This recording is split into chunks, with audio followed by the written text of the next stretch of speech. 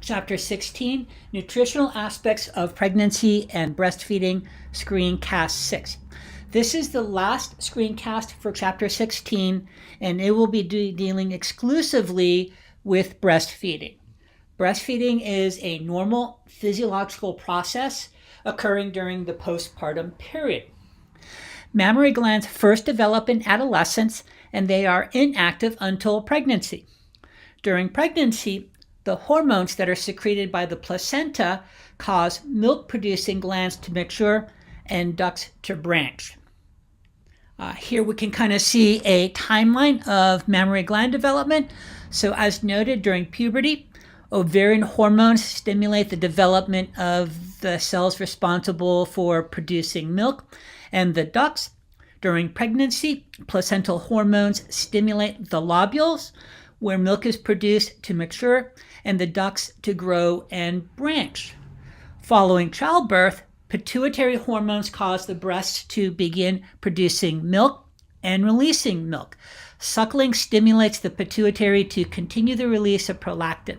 If the nipple is not suckled regularly, milk production will cease. Prolactin is the hormone that promotes milk production. Production and secretion is stimulated by both birth and suckling. If suckling stops, the hormone is not produced and milk production stops in a few days. Suckling is strongest the first hour after birth, and that is the best time to start breastfeeding. Babies should suckle often in days after birth to establish lactation. Every 2 to 3 hours for 15 to 20 minutes is what's recommended. Frequency can decrease after this. Lactation production parallels the demand of the infant. To wean, stop gradually.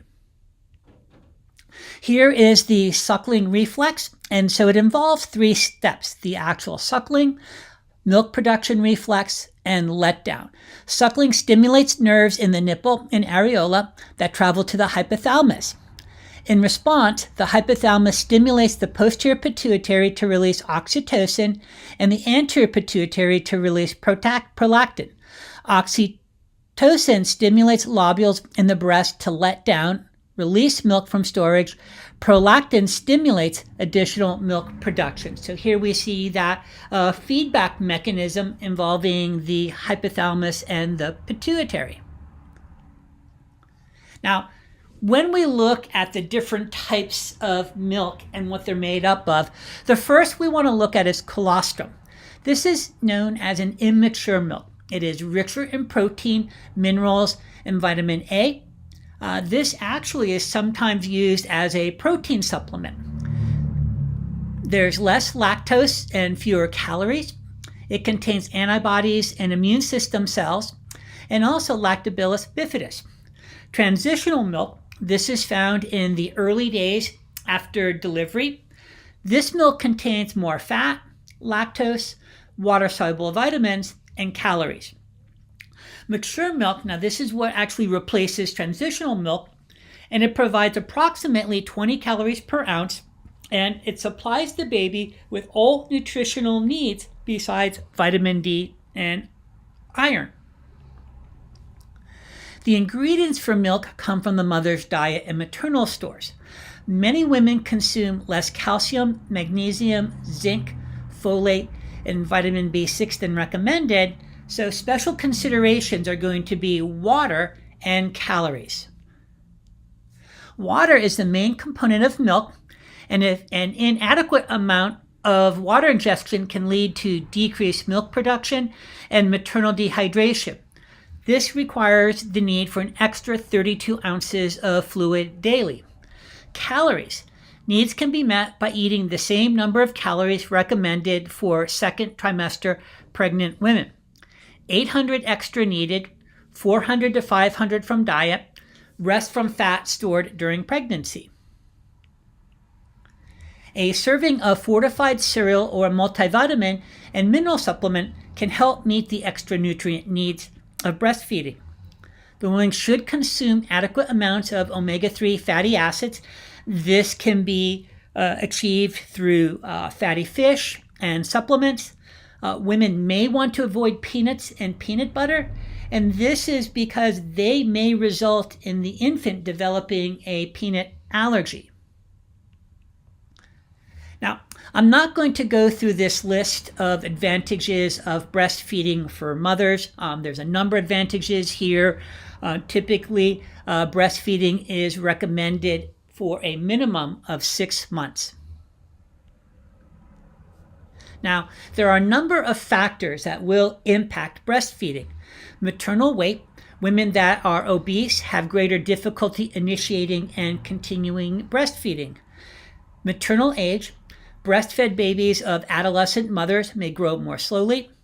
Maternal eating patterns. If the mother's diet is poor for several weeks or months, maternal nutrient stores may be depleted, and this will negatively impact the milk supply. Maternal and infant health may be ruled out by certain medical conditions. We talked previously about inborn errors of metabolism, infectious or chronic diseases, or breast surgery. There are social cultural factors.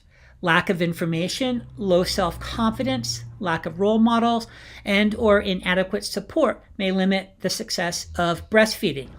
La Lec League may help.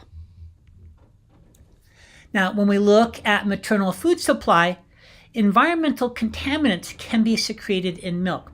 To counteract some contaminants, avoid freshwater fish from polluted waters. Carefully wash and peel fruits and vegetables to make sure that you're removing any residual pesticide, and remove the fatty parts of meat, as that is where these things may actually collect. Do not try to lose weight too fast while nursing.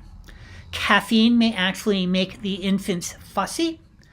Certain foods and their compounds may actually cause infants to become upset or not want to eat. Examples would be garlic, alcohol, cabbage, and broccoli. There's also lifestyle choices that will negatively impact breastfeeding. Substances such as alcohol, drugs, herbal, and botanicals. Those would be secreted in the milk and harmful to the baby. Smoking negatively affects breastfeeding success and safety.